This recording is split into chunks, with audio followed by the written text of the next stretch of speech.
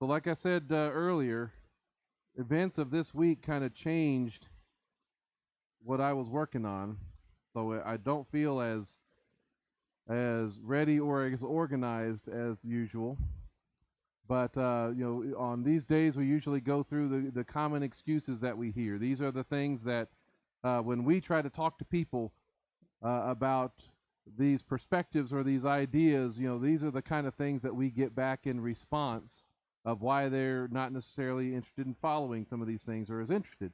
So we've gone through a lot of these, not being Jewish, how Yeshua fulfilled the law, has been nailed to the cross, all these different things we've talked about, and how those are used as reasons why not to join in.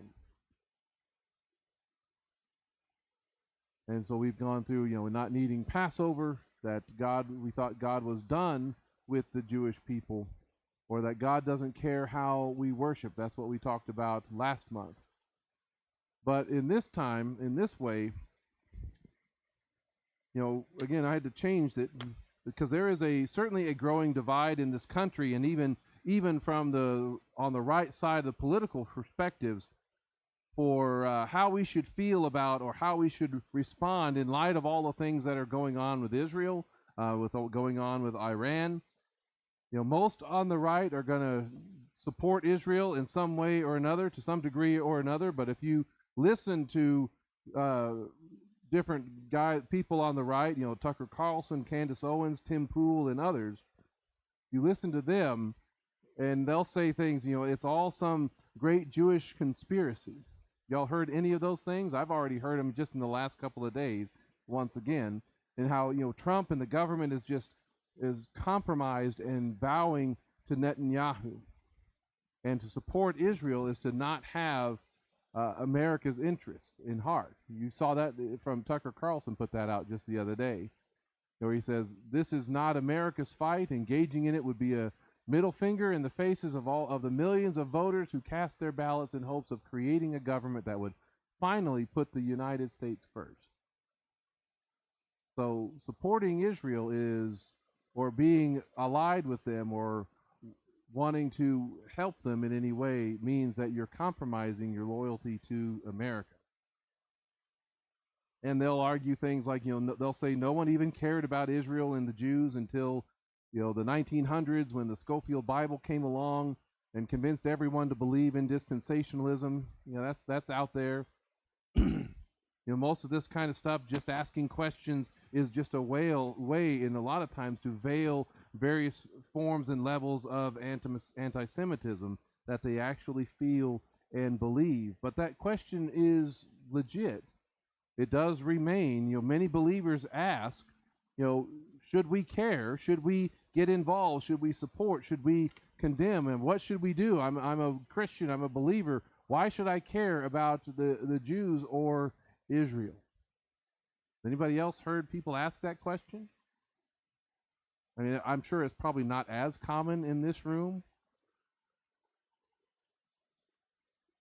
but you'll hear some try to argue that the current state of Israel has nothing to do with any prophetic or biblical promise. That's not really a new idea. It's been around for a long time, for many centuries, even in the days leading up to Israel's founding. There's really three major end times perspectives, but two of them, amillennialism and postmillennialism. If you don't know what those are, we can talk about those later, because I don't want to get off on that rabbit trail. But they are actually both growing in popularity in our day, but both of those will diminish and limit the importance of Israel. This is one guy that was Oswald Alice. He wrote in 1945. He says this: the limitations. So this is right before the coming or the reestablishment of the nation of Israel. It says the limitations and peculiarities of Judaism have been done away. They have been done away not for the time being only, but forever, and they are never to be restored. Now, how do you think he felt just 3 years later when everything started happening? He goes on, he says, whether the Jews are to return to the earthly Canaan is a matter of relatively little importance. Well, that's one perspective. Just 2000, Palmer Robertson wrote this. He says, the modern Jewish state is not a part of the messianic kingdom of Jesus Christ, even though it be affirmed that his particular civil government came into being under the sovereignty of the God of the Bible. So, yes, we acknowledge that they're here and that God must have done it to make it happen at all. It cannot be established from the scripture that the birth of the modern state of Israel is a prophetic precursor to the mass conversion of the Jewish people. In other words, it's not really that important. Those are both some amillennial perspectives. Those are one amillennials without the millennium, without the 1,000 years, without any of that kind of literal kingdom coming to pass.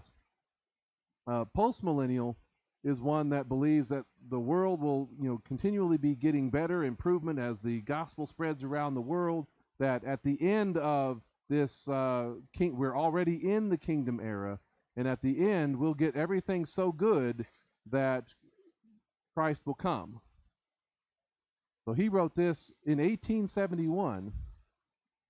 He says the argument from the ancient prophecies is proved to be invalid, and this is why. So those prophecies that you read in the Bible, they can't say what they can't mean what you think they mean when you just read them.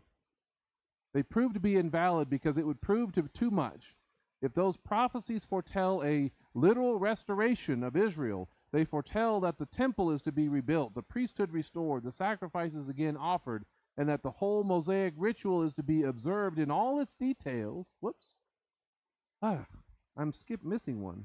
Well, basically that's what he's saying, that if you're going to believe all of this stuff, then you have to believe that all of that stuff's going to take place.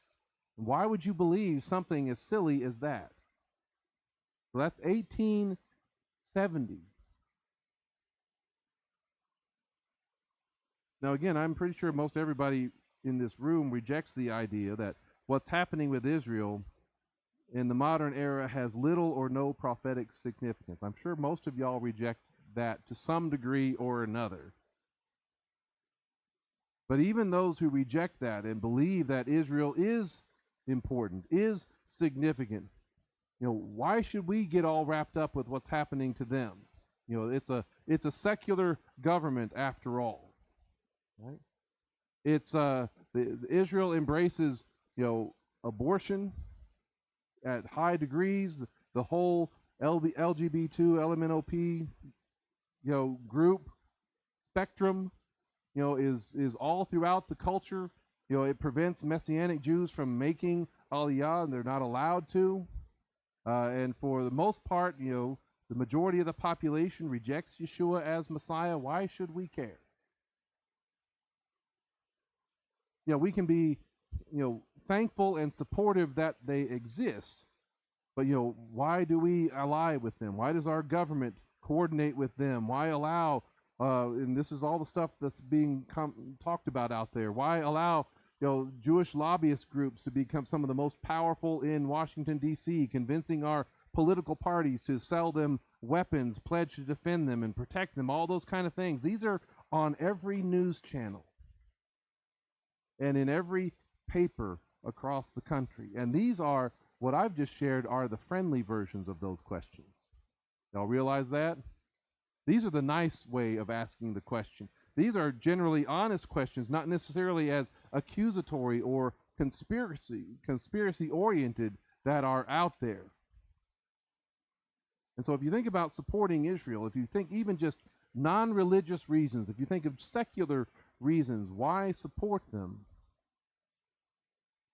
So Israel is one of the only genuine Western democratic state in the Middle East. The only one that is like that. It's the only one where Jews and Arabs and other minorities are free and have rights together, can participate in government together. Because what happened to the Jewish population in all of those, the Islamic countries in the area? They are gone. The Jewish population is gone in almost all of them, to almost every degree. There were thousands, hundreds of thousands in various Islamic nations, and in the last century, they've either had to leave or they've been killed. So Israel is the only country in that region where both Jews and Muslims live together. You know, you think about science and those types of issues, they're one of the most advanced countries in the world with numerous advances of medicine and technology, agriculture. Every year they're coming out with stuff. They're our best ally in the region. There are many Americans that live in Israel. Most of them are Jewish, but I heard this today. There are 700,000 Americans that live in Israel that have at least a dual citizenship or are there at various times. That's bigger than the population of Wyoming. And that's roughly the same size as Vermont and Alaska of Americans that live in Israel.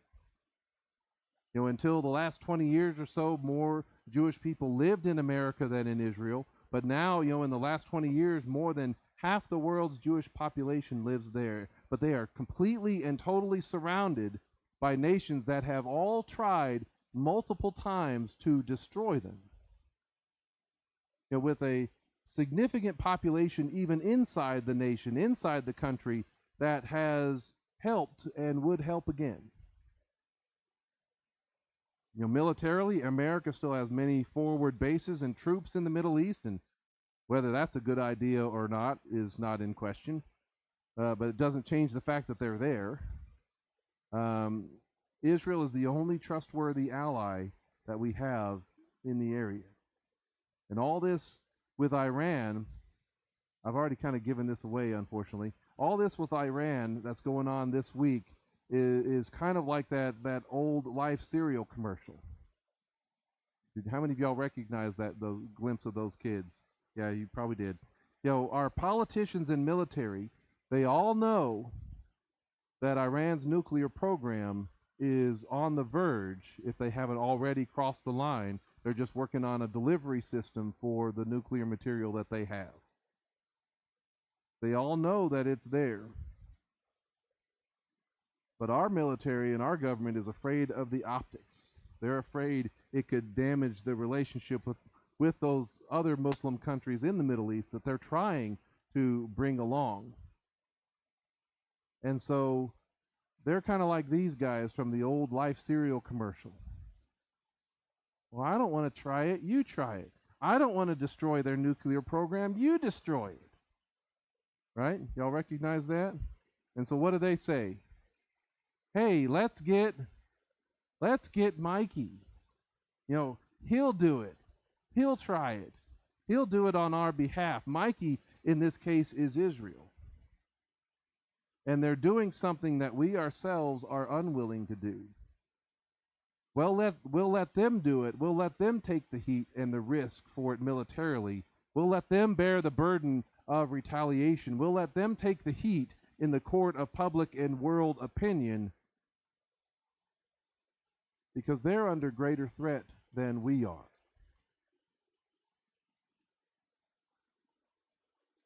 You know, Israel is the front line of the fight against what is the global jihad and terrorism against the West.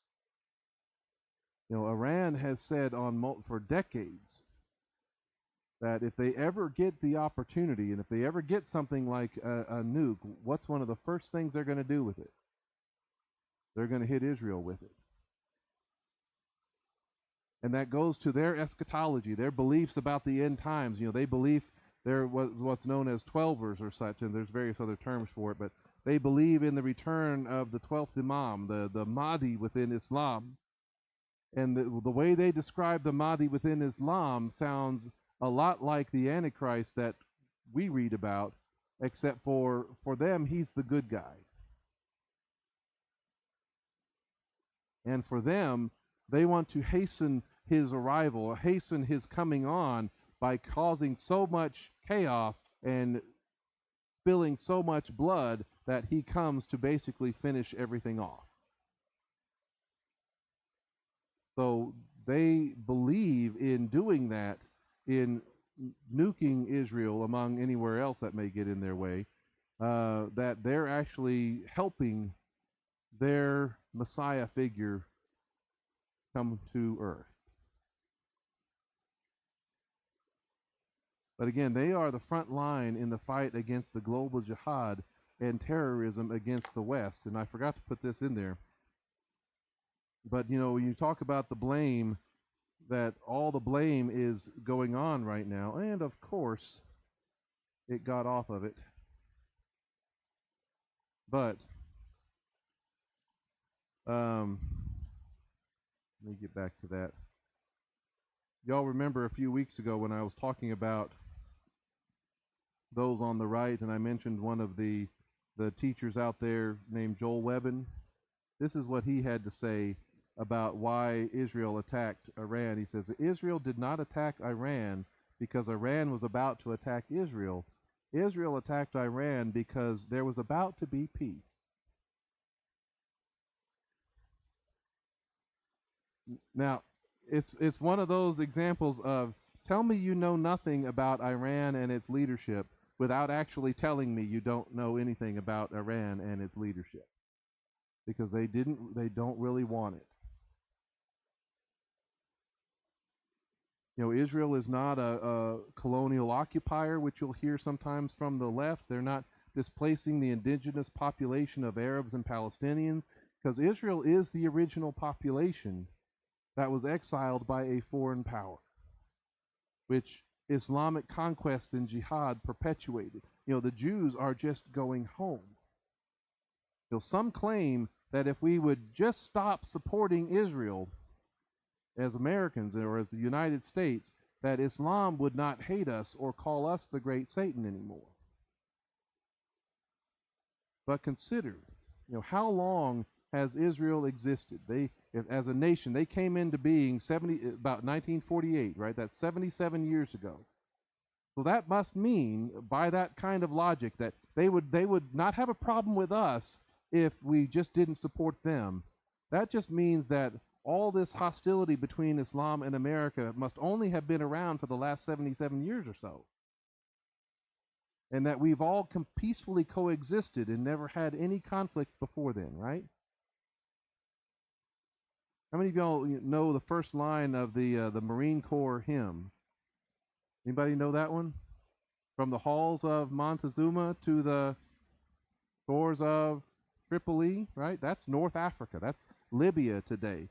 That was one of our first foreign engagements for the United States in the late 1790s, early 1800s. And that must have been talking about this peaceful diplomatic engagement and negotiation, right? That's not talking about combat or anything, right? It's not talking about Islamists who are attacking our ships and taking hostages to North Africa, right? Oh, wait. That is exactly what it's talking about. The next line in the song is, we fight our country's battles in the air, on land, and sea. See, Israel as a nation didn't exist back then, and we were still in conflict with them. Israel did not exist as a nation when Islam was born in the 600s. So that must mean that conflict between Islam and the West, or Islam and Christianity, would never have happened except for the Roman Catholic Church were such good friends to the Jews at the time, right? They had such good relations. If only the Catholic Church didn't support the Jews and encourage them going back to Jerusalem, surely there would never have been war with Islam. That's the kind of reasoning that leads to. Islam, it spread into the territory of Israel. It spread into Syria. It spread into Lebanon. It spread up into Turkey, where all those churches from the book of Revelation are. It spread all the way across North Africa. That must have been happening through peaceful persuasion and dialogue, and they voted them in, right?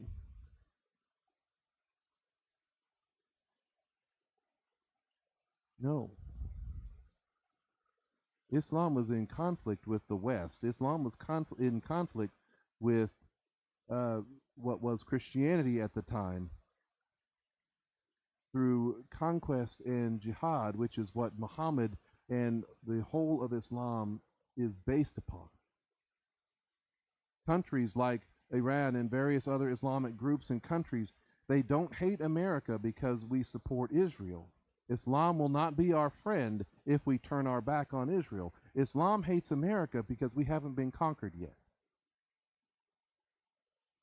So making war against the infidel, against the kafir, until all the world is subjected to Islam, that's built into the system. Well, that's where our situation is in the world right now. But when you think about the believer in Yeshua, when you think about traditional believers, Christians, whatever, what biblical reasons are there? It should be said that supporting Israel does not mean that you agree with or endorse everything the government of Israel says or does. I don't agree with my government that much. Do you? Even today, I don't always agree with what they're saying and what they're doing.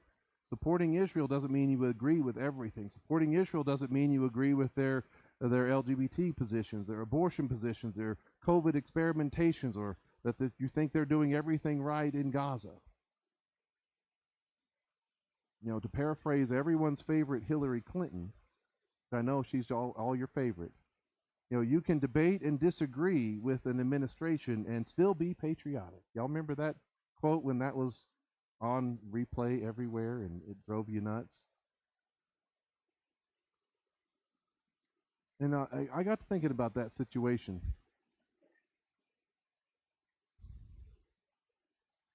About the corruption of governments and things like that, and not always being in agreement with him. Y'all realize that in the first century, everybody knew that the leadership in the temple was corrupt. Everybody knew that the high priest, the reason he got his position, he was basically a puppet in cooperation with Rome. So long as he kind of kept things calm and running smoothly, they let him stay. Yeshua knew that the leadership in the temple was full of a brood of vipers, right? Didn't he talk about that? Didn't he call them at some point or another whitewashed tombs? Didn't he know that they were trying to kill him? So did he know they were corrupt in the leadership of the temple? He sure did. He watched them turn the temple into a marketplace, right? That's when he says, Yeshua entered the temple and drove out all those selling and buying in the temple. They let them do that. And he overturned the tables of the money changers and the seats of those selling doves. And he said to them, "It is written, my house shall be called a house of prayer, but you are making it a den of thieves." The fact that they were corrupt in leadership, did that stop Yeshua from going to the temple or participating in worship at the temple or the service of the temple or the sacrifices or the feasts? Did that stop him from going to the temple? Did it ever not make it his Father's house, despite the fact that the leadership was corrupt? None of that changed the reality that this was still his Father's house. None of that stopped him from worship in the temple. That corruption did not negate the reality, did not change the truth. Did it stop the apostles from going to and participating in the temple activities all through the book of Acts? Right? You think about what they were dealing with, what they were going through. In chapter 3, Peter and John were going up to the temple at the 9th hour, the time of prayer, which meant that for them to go there at that time, they would have been participating in the service, in the ritual, in the prayer, in the sacrifice. They would have been doing everything that they would have been doing before. Right? Y'all remember? That was when the lame man from birth was being carried every day. They used to put him at the temple gate called Beautiful so he could beg for tzedakah from those entering the temple. When he saw Peter and John about to go into the temple, he began asking to receive this tzedakah. And what did they do? Y'all remember? They didn't have the money for the man, but they healed him, didn't they? Right? But they were still going to the temple. They were still participating in all of those things. And that's despite the fact that the high priest and the Sanhedrin were the same ones that had killed Yeshua just a month or two before. The leadership had killed Yeshua, arrested him, turned him over to Rome. And that did not, you would think that would be a reason for them not to go to the temple, that they would stay away and refuse. I was like, man, I can't even go in there because I know Caiaphas is still there. But no, the temple, the services, the sacrifices, those were all more important than the corrupt leadership. So much so that an angel even told them to keep going back to the temple so they can continue to reach out to people, right? It says the Kohen Gadol rose up and all of those with him, that is the sect of the Sadducees, and they were filled with jealousy about this teaching that the apostles were doing, and they grabbed the apostles, the emissaries, and put them in a public jail. But during the night, an angel of Adonai opened the prison doors and led them out, and he said, man, those guys are so corrupt. You guys need to just leave and go on and get somewhere else and forget these people because they're nuts.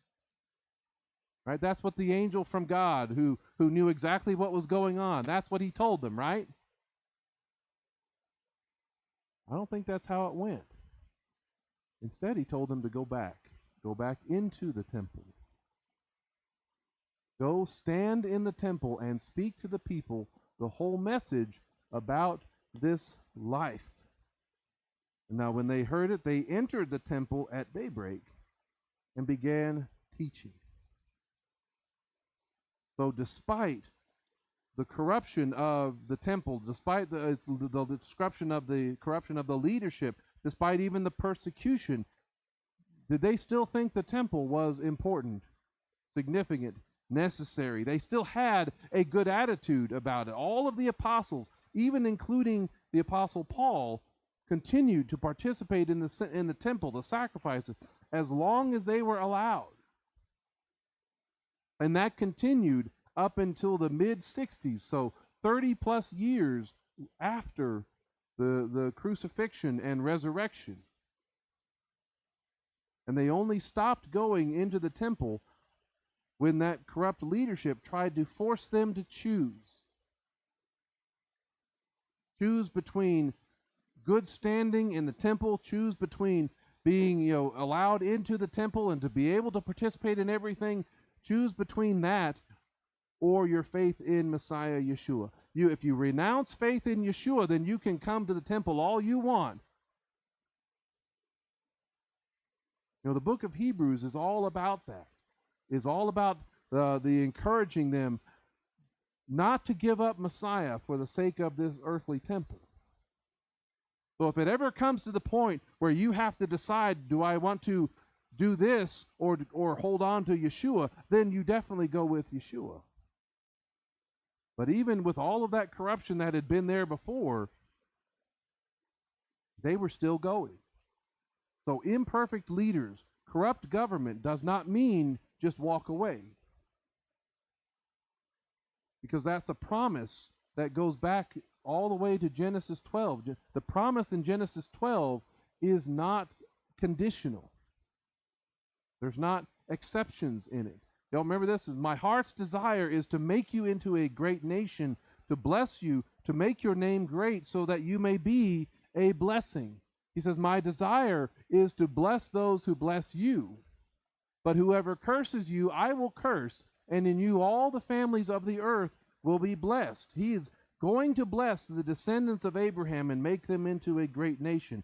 He is going to bless those who bless them.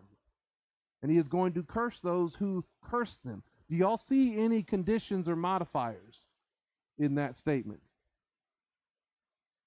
Does God, does he really mean, is it hidden in there? He says, so long as they are morally pure and perfect. Only so long as your kings and leaders are just and true will I bless you. Or those others who bless you, will I bless those? But if you're corrupt, or if someone curses you, treats you harshly, persecutes you, if you're corrupt and they do that, then I'll let them off the hook. Is that what it says? No. See, there's not a condition in all of that. Nor does he say that, I'll bless those who bless you, I'll curse those who curse you, but, if you are neutral, if you're morally neutral, if you don't take a side, if you're completely indifferent to them, if you don't treat them good or bad, but just leave them alone, I'll still bless you. Is that what it says? No. Neutrality is not really possible. It's not really an option, because there are really only those two. You are either seeking to bless them, or you are cursing them. You are either moving forward with the agenda of the kingdom of God, even seeing the difficulties, even seeing the corruption and those types of things. You're either moving forward with that agenda, or you're moving forward with the enemy. The blessing from God only comes from those who intend and intentionally bless his people. Even when they're not perfect, even when they're corrupt, even when they're in the judgment and experiencing the judgment of God, even when another nation was used as an instrument of God's judgment and discipline,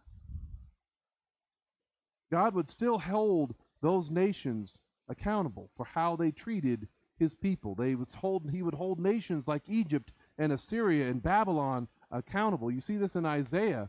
He says, "Oi to Assyria, the rod of my anger." So you are the instrument of my wrath against the nation. The club in their hand is my indignation. So you guys, I am using you for this purpose, Assyria. I am sending it against an ungodly nation, and against the people of my fury I am commissioning it to take spoil and plunder, to trample them down like mud in the streets. So he is using them in his discipline. But he says, yet that is not what Assyria intends.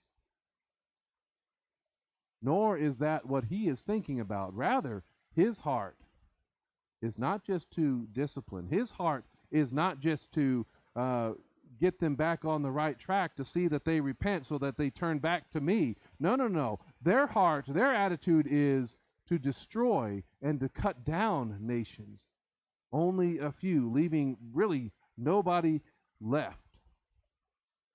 That's their intention. Verse 12 says, "Therefore it will come to pass, when Adonai finishes all his work on Mount Zion and on Jerusalem, when my discipline has completed its time and its purpose," he says, "I will punish the fruit of the arrogant heart of the king of Assyria, and the glorifying of his haughty eyes." He's going beyond what I want him to do, and he is going to destroy my people. And even though I'm in the middle of judging them and using them to do it, the fact that he's crossing that line is I'm going to hold them accountable for it.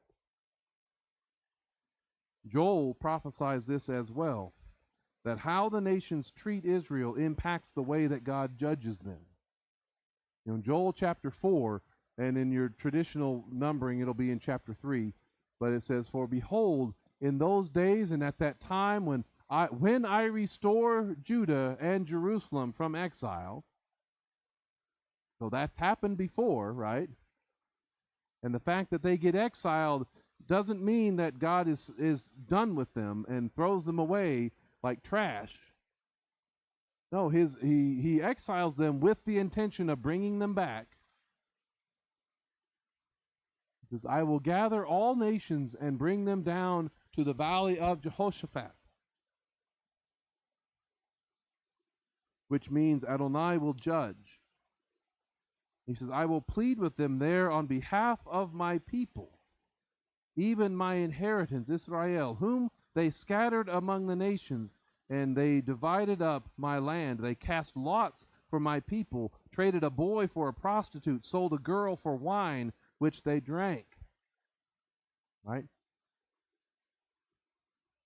It says, for you took my silver and my gold, you carried my valuable treasures into your temples. He's not ignoring the fact that he sent these nations as instruments of judgment. It says, the children of Judah and of Jerusalem you sold to the Greeks in order to remove them far from their own territory. Behold, I am rousing them from the place where you sold them, and I will return your retribution on your own head. In the last days, how does the scripture talk about what's going to happen? What are all the nations going to do with their military and forces when it comes to Israel? They're all going to come to Israel's defense, right? They're all going to be on Israel's side, right? No. The nations are going to turn against Israel and gather their forces against them, into Jehoshaphat, which is, in many respects is essentially what you read about in Revelation about Armageddon. How well does it go for those nations and their military when they go against God's people? Not so good. Not so good.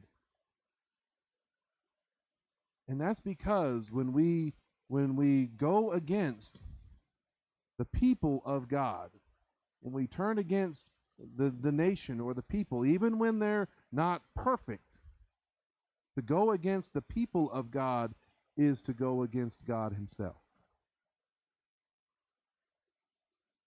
Because he is their king, and he is their sovereign, and he is responsible then.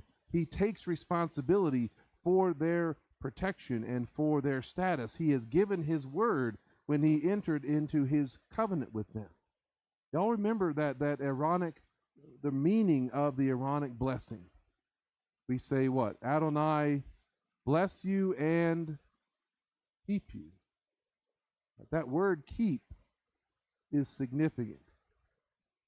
That word keep means to guard or to keep watch over, to take charge of. That's what the word means. So the Lord bless you, cause you to bow, cause you to kneel before him, and then he keeps you. He takes charge over you. You come under his sovereignty. You come under his protection.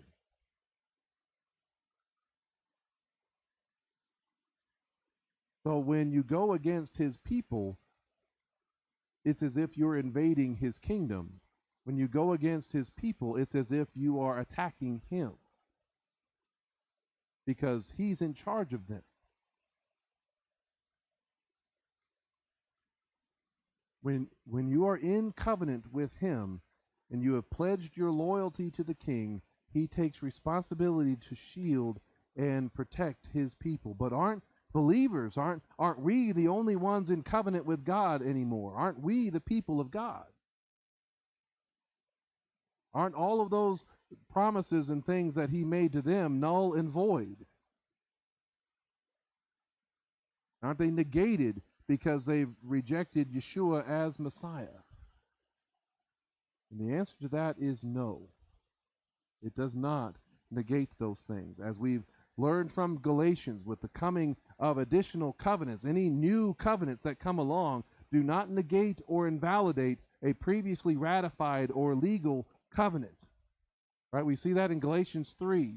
Brothers and sisters, I speak in human terms. Even with a man's covenant, once it has been confirmed, no one cancels or adds to it. That's just even on the human level. He says, but when God made promises, it's even more binding. Now the promises were spoken to Abraham and to his seed. It does not say, and to his seeds, as of many, but as of one, and to your seed, who is the Messiah. So yes, Messiah is the ultimate receiver of all the covenant promises, and it's through faith in Messiah that the fullness of that promise is experienced. But the promise remains in effect. He says, what I'm saying is this, even the promise that was made and given to Abraham, right? The Torah, which came 430 years later, does not cancel the covenant previously confirmed by God so as to make those promises ineffective. The Torah does not negate any of that stuff. No covenant that comes along negates the ones that came before. They build upon each other. They don't counteract each other. He says, for if inheritance is based on law, then it's no longer based on promise. If it's something that can be just thrown away, then you're basically saying God's breaking his promise. But God has graciously given it to Abraham by means of promise. So the promise remains in effect even when the Mosaic covenant comes along. The promise remains in effect even when the Davidic covenant comes along. The promise remains in effect even when the new covenant comes along. Y'all follow? Messiah will sit on the throne of David, but it will encompass all of those promises, including the land and the descendants as numerous as the sand on the sea, or the sand on the seashore and the stars in the sky. It will include a population of physical and spiritual descendants. These unbelieving Gentiles are the ones that are going to get to join. But we have two places we can join. Unbelieving Gentiles are going to join in the armies of the nations, either against the Jewish people. They're the ones that are going to side with the man of lawlessness. Or what's the other option? We're either going to join in and side with the man of lawlessness, or the unbelieving Gentiles are going to join in and side with the people of God. I've heard it said in terms of Israel's, even unbelieving Israel's prophetic significance, that if they don't have any place or future in God's plans because they've largely rejected Messiah Yeshua, if they no longer matter in today's world, have you ever wondered why is Satan still working so hard to wipe them out? If they're nothing about them is significant anymore, Satan, you would think, would just leave them alone. He doesn't. He's still working very hard to kill them off. Because if Satan can show, if he can prove that God has broken his promise at any level, then that means he's breaking his covenant with them. And that means that all bets are off. And if he'll break his promise against the people of Israel, what about the promise that he made in judgment against Satan and his rebellion? That means that's off the table too. If you can get him to break his promise anywhere, that means all of his promises are off. All judgments are negated. So we support Israel and the Jewish people because, I don't know about you, maybe, do you want God to keep all his promises? Yeah, you should. Because again, if God can break his promise to them, then he can also break his promise to us. And we have nothing to stand on as Gentiles. We have less to stand on than they do. Because remember, even in their corruption, even in their rejection of Messiah, Paul assures us that they are still loved and their calling still remains.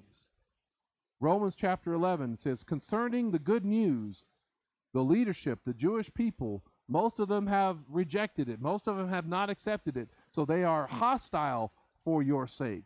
Concerning the gospel, the good news, they're actively working against you. And despite the fact that that's true, when he wrote that, concerning chosenness, are they still loved? Yes.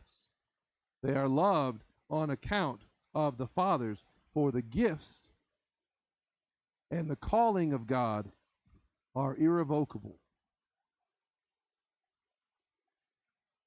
They are loved because of the patriarchs. Yes, they rejected Yeshua, but it's not been revoked. Their disobedience does not negate God's love or his desire any more than our Gentile disobedience did that, because his mercy is still going to continue to reach out. He says, for just as you, talking about you Gentiles, were once were disobedient to God, but now you've been shown mercy because of that their disobedience. Their disobedience opened the door, gave you this moment. It says, in like manner, these also have now been disobedient, with the result that because of the mercy shown to you, they also may receive mercy. So if he didn't close the door on you Gentiles because you were disobedient, guess what? He's not going to close the door on them either. We support them because we believe our future is connected. Because as Gentile believers in Yeshua, we've already been connected to them. God has not rejected his people, as Paul said in verse 1 of chapter 11. Instead, we've been added to them through Messiah. That's what we read every week. That's why this passage is so important. You were separate from Messiah, excluded from the commonwealth of Israel, strangers to the covenants of promise. You had nothing. You had no hope. You were without God in the world. But now everything changes. In Messiah Yeshua, you who once were far off have been brought near by the blood of the Messiah. So we were not citizens of Israel, but in Messiah, what are we? We are citizens.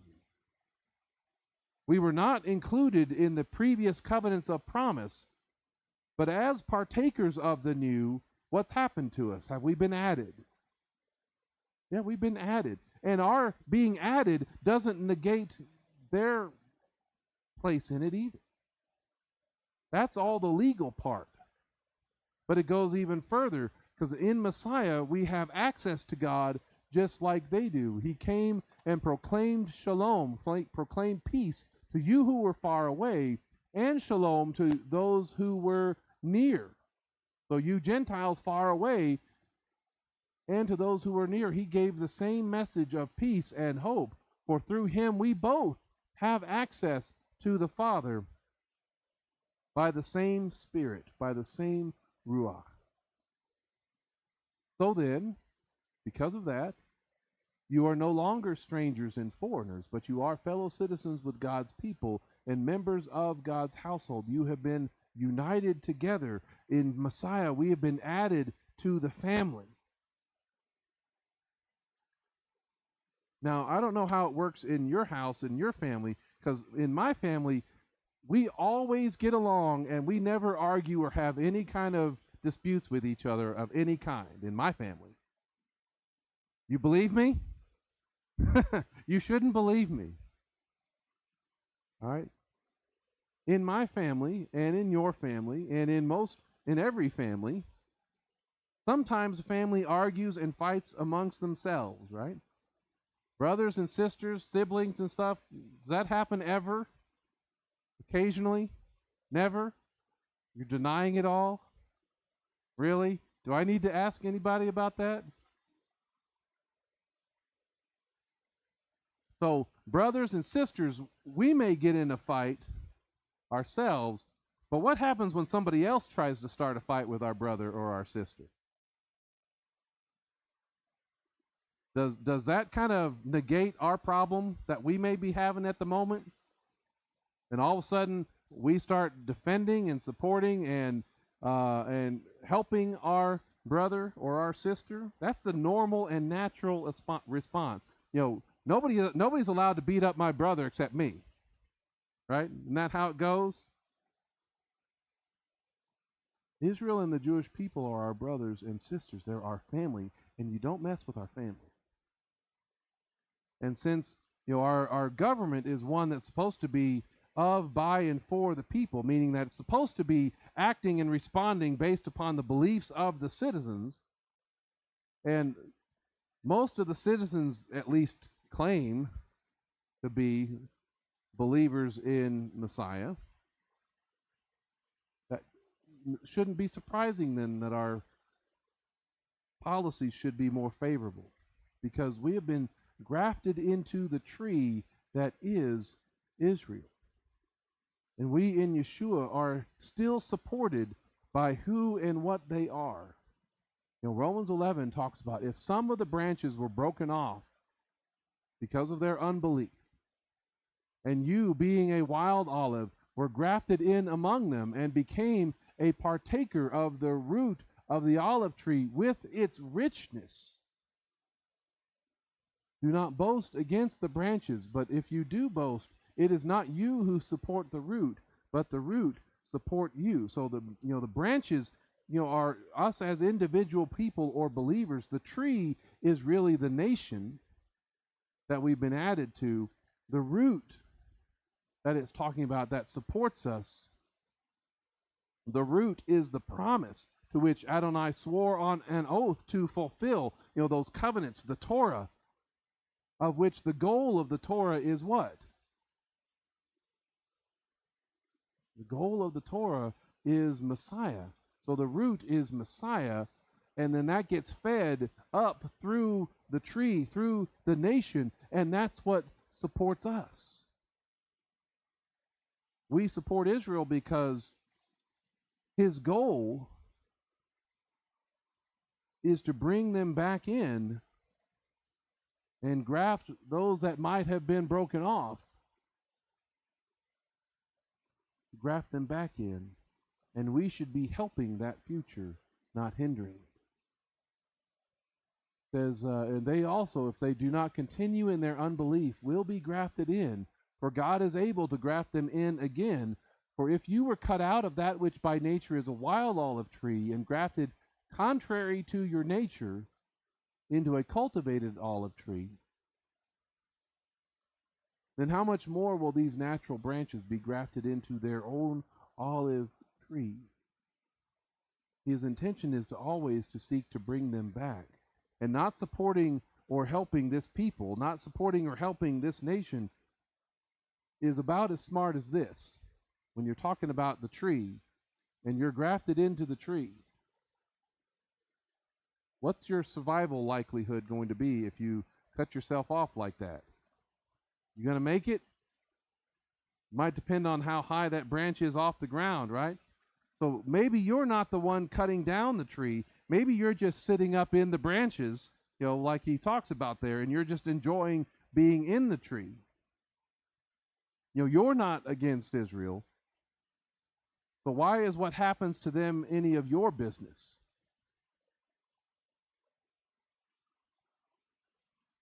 Kind of goes back to that issue with family, doesn't it? Because remember, the tree is the nation. And so an attack on the tree is an attack really on who? On all of us, right? Somebody comes along and starts trying to chop the tree down that you're benefiting from, that you're grafted in among those branches. If the tree falls, what's going to happen to you as you're hanging out in those branches? See, it's going to hit you. Again, they are the front lines of this fight between the kingdom of God and the kingdom of darkness. When you see the Islamists, when you see the anarchists attacking the Jewish people or attacking Israel, know that their fall is going to lead to yours. Blessing them increases blessing all around, because we know that there is a future. We know that there is a future in which all of God's promises are fulfilled, when everything is brought together in its fullness. And so, no, the current state of Israel is not perfect. No, they are not a Torah-keeping government. No, they have not accepted Yeshua as Messiah, but they are still our family. And they do have a future in God's plan of redemption. That's not a new concept. That's not a dispensationalist thing. That's not a Schofield Bible thing. That's been around for a good while. Other people have been able to read the scriptures and know that. If you think of even one of the who's considered the greatest Baptist preacher of all time is Spurgeon. He lived from 1834 to 92. In some of the early days of the emergence of all of that, and I found a whole lot more quotes than this I could share, but I'm going to share a few of these with you. This is what he's saying in the mid to late 1800s. There will be a native government again. There will again, this is his views of the end times. There will again be the form of a body politic, a state shall be incorporated, and a king shall reign. Israel has now become alienated from her own land. Her sons, though they can never forget the sacred dust of Palestine, yet die at a hopeless distance from her consecrated shores. But it shall not be so forever, for her sons shall again rejoice in her. Her land shall be called Beulah, for as a young man marrieth a virgin, so shall her sons marry her. He says, I will place you in your own land, is God's promise to them. They are to have a national prosperity which shall make them famous, nay, so glorious shall they be that Egypt, Tyre, and Greece, and Rome shall all forget their glory in the greater splendor of the throne of David. That's a good old Baptist boy talking. He was in England, so don't hold that against him too much. But he says, I think that's supposed to be an if. If there be anything clear and plain, the literal sense and meaning of this passage, talking about Ezekiel 37, a meaning not to be spirited or spiritualized away, must be evident that both the 2 and the 10 tribes of Israel are to be restored to their own land, and that a king is to rule over them. Or this one. He says, I think we do not attach sufficient importance to the restoration of the Jews. We do not think enough about it. But certainly, if there is anything promised in the Bible, it is this. I imagine that you cannot read the Bible without seeing clearly that there is to be an actual restoration of the children of Israel. For when the Jews are restored, the fullness of the Gentiles shall be gathered in, and as soon as they return, then Jesus will come upon Mount Zion with his ancients gloriously, and the halcyon days of the millennium shall then dawn, and we shall then know every man to be a brother and a friend. And Christ shall rule with universal sway. That's the 1800s. Long before all these conspiracies came up. 60, 70 years probably before Israel was ever made a nation. Well, Satan is still attacking this people, this land, this nation, because they are important in ways that we may not understand. The nations are going to turn against them, and we don't want to lay the groundwork of that in our own culture or in our own faith by giving it a place in our heart and mind. We will never make them jealous for God or their fathers, make them jealous for King Messiah by turning our backs on them in their time of need. Because faith in Christ has done that for far too long. Rejecting not just the people, but the whole way of life in the Torah and in the feasts. Instead, we stand with them and stand for them, because in doing so, we are standing with our King. Amen.